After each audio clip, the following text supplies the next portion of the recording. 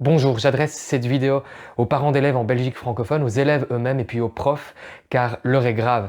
La guerre est déclarée contre les écoles par ce gouvernement de droite dure, représenté par les partis de droite extrême et de droite radicale MR les engagés. La semaine dernière, des réformes ont été annoncées en conférence de presse, des réformes qui font froid dans le dos et qui devraient entrer en vigueur à partir de janvier 2025. Vous entendez bien? Si les députés votent ces réformes de budget ce mois-ci, les réformes entreront à partir de janvier 2025. De quelles réformes parlons-nous? La première, la plus grave, qui va toucher vos enfants, c'est celle de la réduction des budgets dans l'enseignement qualifiant. Ils vont réduire ce qu'on appelle les périodes NTPP. C'est un peu technique, mais pour faire simple, il s'agit d'un pot d'or dont ont usage les directions en fonction du nombre d'élèves inscrits dans leurs écoles afin d'organiser l'enseignement dans cette école. Si vous avez une classe qui a 4 heures de français, il faut donc utiliser 4 périodes NTPP pour organiser ces heures de français et ainsi de suite avec 4 périodes en langue moderne, 2 périodes en éducation physique, etc., etc.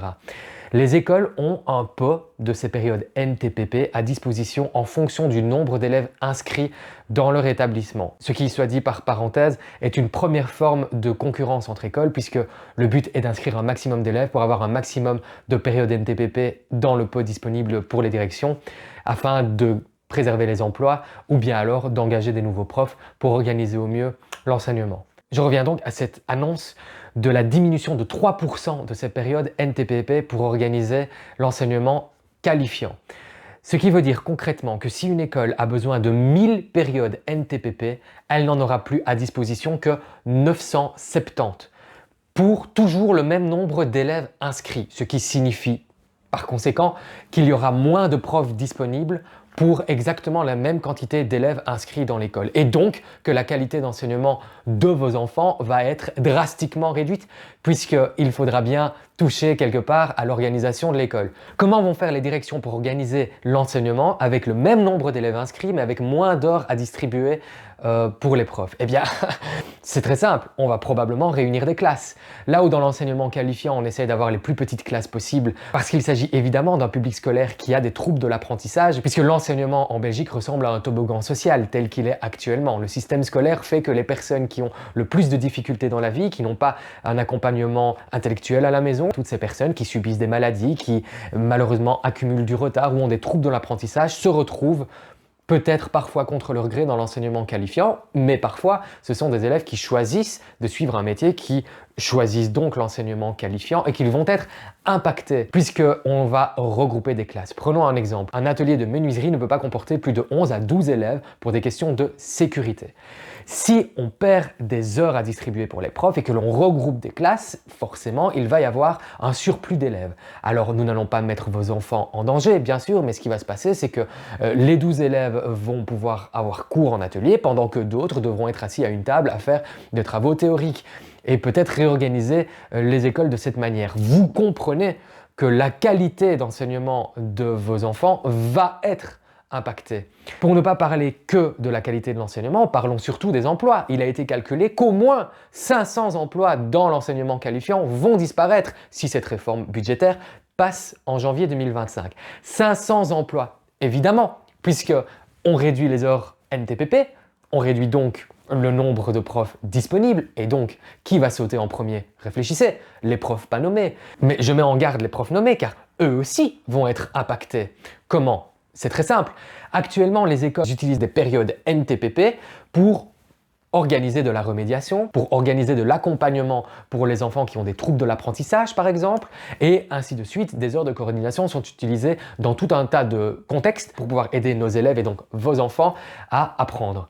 Ces heures de coordination, si on diminue les heures NTPP disponibles pour donner cours, eh bien la première chose que les directions vont faire, c'est diminuer le nombre d'heures de coordination organisées avec un pot d'NTPP vu qu'il y en a moins des heures à disposition. Donc, les profs nommés qui verraient leur temps plein est raboté de 2 heures parce qu'ils auraient 2 heures de coordination par exemple. Mais il peut s'agir parfois de 6 heures, voire de 10 heures, parfois un temps plein de coordination pour organiser la remédiation dans toute l'école.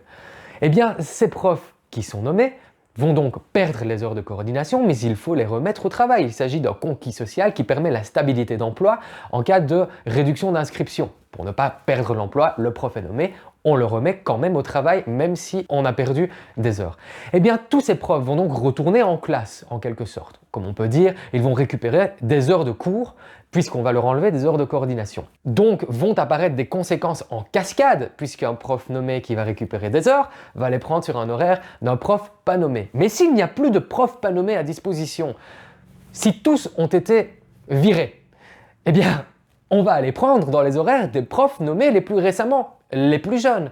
Et donc, attention les profs nommés, vous aussi vous allez être impactés par cette réduction d'NTPP dans l'enseignement qualifiant qui va toucher les emplois aussi des enseignants dans la transition, puisque par conséquence, en cascade, vont être réaffectés toute une liste de profs. Et si cela se passe dans une école, ça va se passer dans toutes les écoles qualifiantes. Il va falloir s'attendre à un chaos administratif et des réaffectations en pagaille de profs qui perdraient des heures dans une école, qui seraient réaffectés dans une autre école, qui feraient donc perdre des heures à deux jeunes profs nommés qui, eux, seraient réaffectés et ainsi de suite jusqu'à ce que 500 emplois disparaissent et que toutes les équipes pédagogiques de toutes les écoles soient remélangées.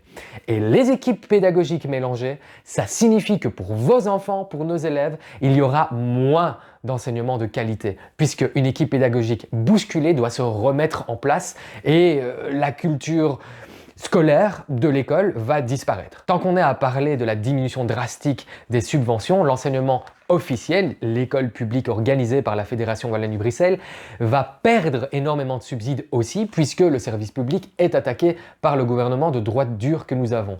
Dans 10 ans, la subvention ne sera plus que de 92% de la subvention actuelle, près de 10% de subvention en moins pour l'école publique. Ces coupes budgétaires ne touchent pas que le fonctionnement des écoles, ils vont aussi toucher les fonds pour les bâtiments scolaires. Écoutez bien cette mesure. Diminution de 2% de chacun des fonds des bâtiments scolaires, parce que tout le monde sait que les bâtiments scolaires n'ont pas besoin de réparation. Vos enfants sont dans des écoles taudies, parfois les fenêtres sont cassées, les murs tombent, il y a des trous dans les portes.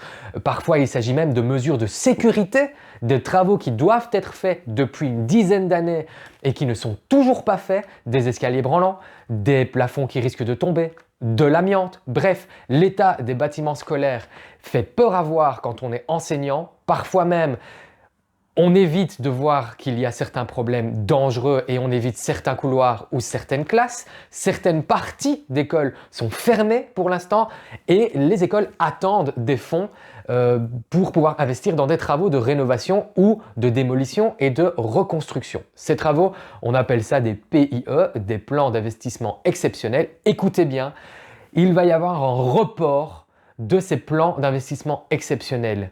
Il y a des écoles qui ont prévu d'avoir des subventions publiques pour pouvoir rénover leurs bâtiments et qui attendent 2025 pour que ces subventions tombent et qui n'en auront pas finalement. On vient de leur annoncer que dans un mois, ils n'auront pas ces subventions. Mais imaginez à quel point c'est choquant pour l'organisation d'une école qui se préparait à faire des rénovations, qui avait accueilli, inscrit des élèves, qui avaient peut-être même investi dans des locaux en extérieur en attendant de pouvoir faire des travaux et qui se retrouvent maintenant à devoir composer sans budget pour pouvoir réparer les écoles. Encore une fois, ce sont vos enfants qui vont subir les conséquences de ce chaos. Pour revenir à la filière qualifiante, ce n'est pas la seule attaque qui est visée.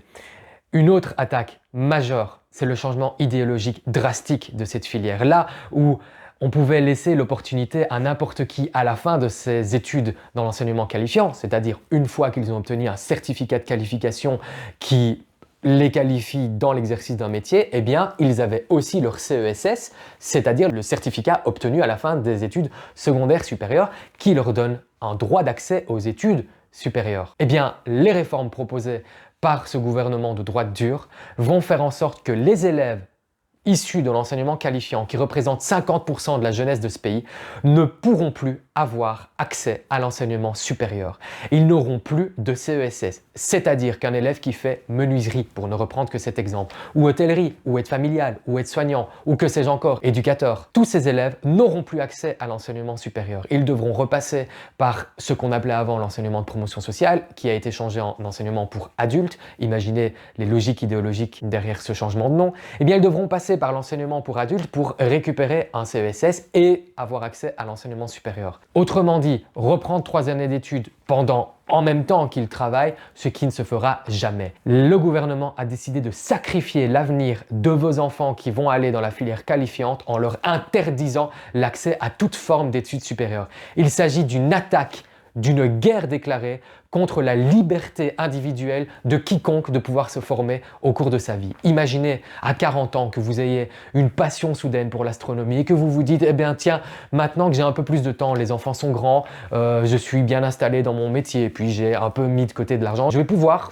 suivre des études d'astrophysique ou que sais-je, de pouvoir améliorer mon diplôme d'éducateur pour passer de A2 à A1. » Eh bien, vous ne pourrez pas, car vous n'aurez pas eu le CESS et à 40 ans, vous devriez passer par des cours du soir pendant 3 ans pour avoir votre CESS et pouvoir accéder à l'enseignement supérieur. Autrement dit, 50% de la jeunesse de ce pays va être sacrifiée et reléguée dans des études qui ne vont les former qu'à un métier.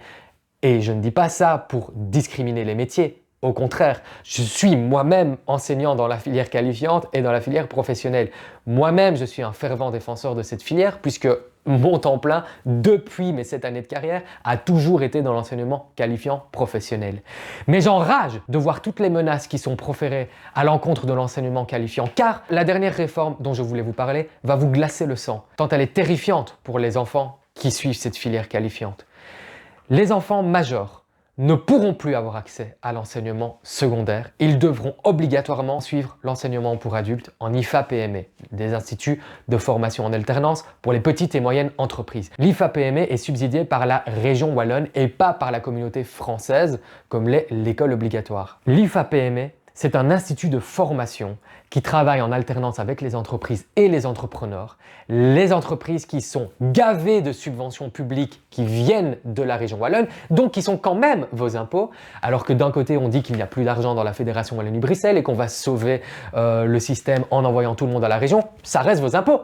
Et ces entreprises sont gavées de votre argent puisqu'ils viennent de vos impôts pour former les jeunes qui quittent l'enseignement ordinaire pour aller dans l'enseignement en entreprise. C'est-à-dire que les jeunes n'auront plus de formation à la citoyenneté, à l'esprit critique, à la créativité, à l'artistique ou que sais-je encore, aux mathématiques, français. Non, ils suivront un parcours scolaire en entreprise pour pouvoir... Un parcours scolaire. Ils suivront un parcours en entreprise pour décrocher un métier, un contrat et ils n'auront même plus la formation nécessaire pour comprendre qu'ils se font exploiter ou pour pouvoir dire à leur patron « Mais attends une seconde là, pourquoi tu me payes que 1 500 € par mois? J'aimerais être augmenté. » « Ah, tu veux être augmenté? Eh bien, pardon, mais ce ne sont pas les termes du contrat qui étaient initialement prévus lorsque tu as rejoint l'Institut de formation PME. » Vous comprenez à quel point l'avenir de vos enfants est réellement menacé par ce gouvernement de droite dure. Une dernière chose, et pas des moindres.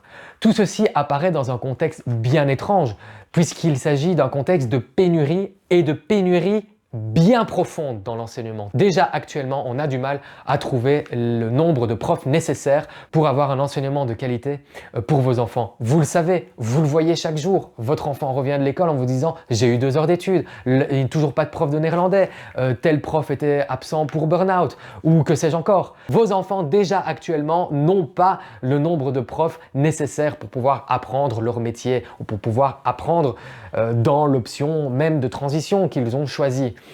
Ce contexte de pénurie va être aggravé puisqu'on a calculé que 500 emplois de profs vont disparaître si ce budget est voté pour janvier 2025. Et regardez un peu ce que la ministre a prévu de faire pour combler la pénurie. Elle dit « Ah, mais je vais m'attaquer à la pénurie en permettant aux entrepreneurs, d'accord, aux personnes professionnel, menuisier, pour ne reprendre encore que cet exemple, un menuisier professionnel n'ayant pas de diplôme pédagogique va avoir la possibilité de devenir prof pour combler la pénurie et en plus verrait sa rémunération augmenter puisque seraient prises en compte ses années de carrière et d'expérience utile. Pendant ce temps, les profs, eux, sont virés et voient leur salaire raboté puisqu'ils vont devoir travailler 2 périodes de plus pour justifier leur rémunération. Est-ce que vous comprenez à quel point on se fout de nous, les profs, et on se fout de vous, les parents, puisque vos enfants vont voir leurs profs diplômés, qualifiés en pédagogie, être virés et être remplacés par un professionnel du métier qui n'a aucune qualification pédagogique et qui ne sait pas gérer des classes, ni même qui n'a appris comment on apprend à un groupe d'adolescents. À tout ceci s'ajoute une nouvelle menace qui est celle de la disparition de l'enseignement différencié.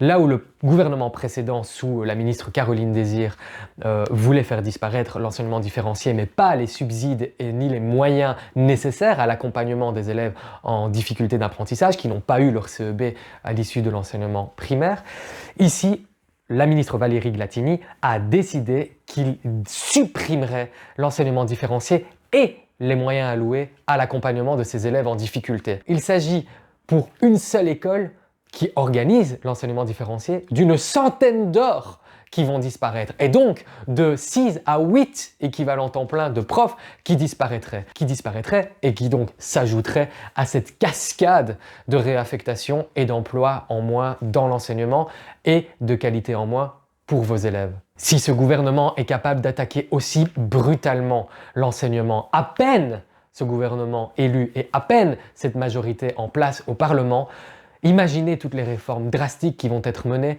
dans les 5 années qui viennent. La stratégie est simple, supprimer les subsides de l'école publique, montrer que c'est le chaos, montrer que ce système ne fonctionne plus et le privatiser pour en créer un marché des écoles et en tirer un bénéfice pour des actionnaires. Car il existe une masse de fric immense à se distribuer pour les rapaces que sont les actionnaires qui n'attendent qu'une chose, c'est en se frottant les mains que disparaisse l'école publique. Voilà, je n'aime pas être aussi alarmant, mais regardez ce qui se prépare, des rumeurs. Alors certes, ce sont des rumeurs, mais des rumeurs de fuite du cabinet de Madame Valérie Glatini laisseraient penser qu'une attaque serait faite aussi contre les congés, c'est-à-dire les congés maternité, les congés d'accompagnement de deuil, les congés, que sais-je encore, d'accompagnement d'enfants, les congés, toutes sortes de congés que vous pouvez avoir légalement et les congés maladie dans vos pots de jours maladie pourraient disparaître. Ce sont des rumeurs et Valérie Glatini y a répondu en disant stop à la désinformation, comme vous le voyez sur le post qui s'affiche. Valérie Glatini aurait mieux fait de nous rassurer en disant nous ne toucherons jamais à vos conquis sociaux, jamais nous nous attaquerons à vos pots maladie ni à vos réductions d'horaire en fin de carrière. Mais non, Madame la ministre a préféré dire « il n'existe aucun texte en préparation » et vous comprenez tous que ça veut dire qu'il n'existe aucun texte actuellement. Et donc qu'ils vont s'attaquer aussi à vos conditions de travail et à vos conquis sociaux. Bref, tout ceci est très grave. Tout ce qui se passe est extrêmement grave. C'est la raison pour laquelle ce mardi 26 novembre, les enseignants ont décidé de mener la lutte. C'est une lutte brutale qui va exister entre le gouvernement de droite dure et les profs qui veulent sauver l'avenir de vos enfants. Bien sûr qu'ils veulent sauver leurs emplois. Bien sûr qu'il y a une raison légitime de se défendre quand les conditions de travail sont attaquées. Mais n'oubliez jamais que la première chose que nous faisons, nous profs, tout comme les infirmiers avec les patients, c'est que nous pensons d'abord et avant tout aux élèves. Nous pensons d'abord et avant tout à vos enfants. Parce que les profs, vous voyez, font quand même assez rarement grève. Vous voyez, pas mal de grèves ces dernières années, mais il n'y avait pas tant de profs que ça dans la rue. Et si un prof décide de se bouger, c'est bien que l'idéologie qu'il a, la passion qu'il a pour l'enseignement, l'idée qu'il se fait dans l'enseignement de qualité est attaquée. Ce mardi, parents, élèves, soyez solidaires avec les profs. Comprenez que nous sommes en train de nous battre pour vos enfants. Comprenez que la lutte va être dure pour pouvoir sauver l'avenir de vos enfants. N'attaquez pas les profs. Ne croyez pas à la propagande qui tourne en disant oui, les profs sont des fainéants, ils veulent sauver leurs congés. Et ces profs qui ne travaillent que 6 mois par an veulent encore plus de congés. Non, non, tout cela est faux. C'est de la propagande pour nous attaquer et nous diviser. Soyons solidaires. J'en appelle à votre bon sens. J'en appelle à l'amour que vous portez pour vos enfants. Tout le monde connaît un prof. On a tous un prof dans sa famille, dans ses amis, dans son entourage, ou bien alors parce que vous êtes allé en réunion de parents que vous avez rencontré les enseignants de vos élèves. Vous voyez à quel point ils sont déterminés pour la réussite scolaire de vos enfants. Vous voyez à quel point ils sont épuisés de travailler pour la réussite de vos enfants. À quel point ils mettent tout en œuvre et font passer parfois leur vie privée à côté pour pouvoir fournir à vos enfants un enseignement de qualité. Soutenez les profs. Les profs sont là pour vous, pour vos enfants. Ils sont en train de construire la génération de citoyens de demain. Si la volonté est d'attaquer aussi brutalement les profs et d'en virer 500, comprenez ce qui se passe. Quelle est la logique dans tous ces penseurs de droite? Comprenez ce qu'ils pensent vraiment de la société actuelle quand on s'attaque à ceux qui fabriquent les cerveaux de demain. Voilà, les mois qui vont venir vont être rudes. Nous allons mener la bataille défensive à la hauteur de l'attaque qui est menée contre nous. Comprenez que jamais une attaque a été aussi brutale envers l'enseignement. Les grèves, les grandes grèves de 1996, comme on dit dans l'enseignement, étaient menées pour des attaques qui sont encore moins pires que celles actuelles. Donc attendez-vous à ce que cette année soit assez chaude au niveau des luttes sociales et syndicales que les profs vont mener. Pour ma part, j'aimerais documenter ces luttes. J'ai besoin de quelqu'un, j'ai un temps plein de prof et en plus je fais du bénévolat pour vous tenir informés. Si vous êtes documentaliste professionnel et que vous voulez donner votre temps libre pour faire la chronique de tous ces événements, envoyez-moi un petit mail à profdeterrain@gmail.com. Contactez-moi si vous êtes en région liégeoise, c'est mieux vu que je suis moi-même en région liégeoise. On a besoin d'aide, on a besoin d'un maximum d'énergie disponible pour pouvoir mener la lutte et pour gagner la bataille culturelle qui se joue. Cette chaîne YouTube a été créée pour vous informer de toutes les luttes qui vont avoir dans l'enseignement et de toutes les nouveautés, les nouvelles réformes et les attaques qui vont être menées contre l'avenir de vos enfants. Si vous voulez vous tenir informé, abonnez-vous, mettez en commentaire toutes vos questions, j'y répondrai volontiers.